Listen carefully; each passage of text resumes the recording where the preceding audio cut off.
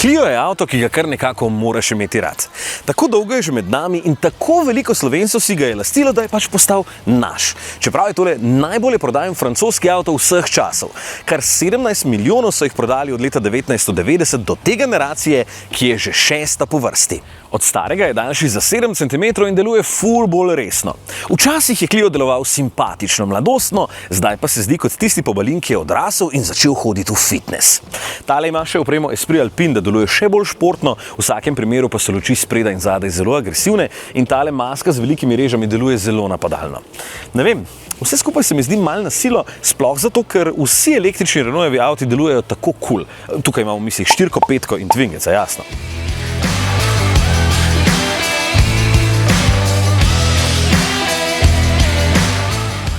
Clio je vseeno tisti avto, ki skrbi za prodajne številke, zato nas je malo presenetila oblika, ki niti približno ne igra na varne note.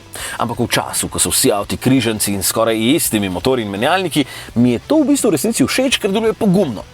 Je pa zato znotraj manj ekstravaganten in je v bistvu takšen kot vsi njihovi električni malčki, kar niti približno ni slabo, ker je vse skupaj malo bolj zasukano k vozniku in sistem je Googlov, zato deluje hitro in pametno. Pa še s telefoni se super povezuje. In tudi staremu je malo podoben pri kaki stvari, recimo te gumbe ohranja za klimo. Hvala nekomu, ki pametno razmišlja. Temu, ki si je pri Renaultu izmislil tale gumb za hkratni izklop vseh tečnih sistemov, bi pa častil najmanj pijačo. Kdor si je pri Renaultu izmislil 3 ročice na desni strani, pa bi zvil roko, ker sem že 100-krat pomotil klop brisalce, ko sem hotel dati v drive. Pač, preveč vsega je tule na tem majhnem prostoru, bi mogli drugače rešiti. Ne sam pri Clio. Na zadnji klopi sploh ni tako malo prostora za avto tega segmenta, je pa res, da je zrasel vse smeri, kar se mora poznati tudi v kabini. Če je pri tej hudi opremi spredaj celo nekaj prave alkantare, pa je tule zadaj vse bolj ali manj plastično, kar je navada v teh avtih. Prostor v prtljažniku je lažje dostopen, ker ima nižji rob, se je pa ta s 391 pri običajnem skrčil na 309 litrov, ker je tule spodaj nameščena hibridna baterija. Ja, to pa je kompromis, če želite takšen pogon in sam ga v bistvu sploh ne bi izbral.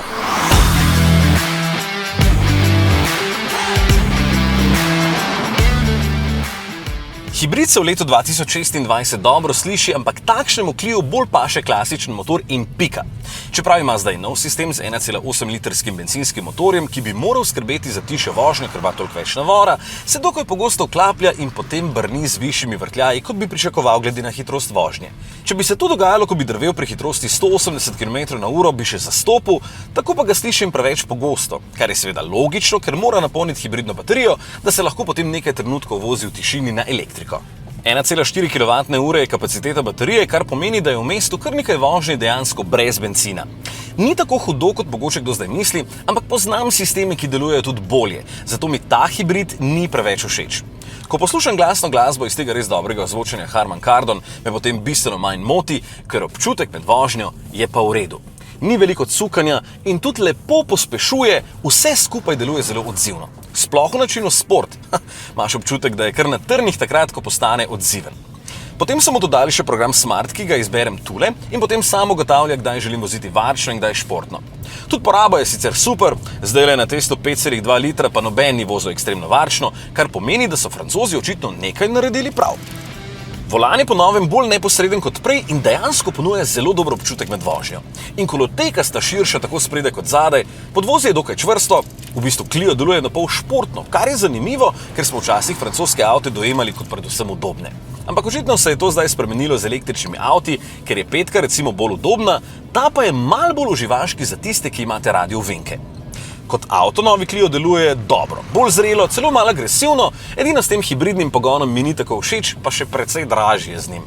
Ampak v vseh ostalih elementih vožnje pa res navduši in če se rad vozim z njim, pomeni, da so Francozi naredili dobro delo.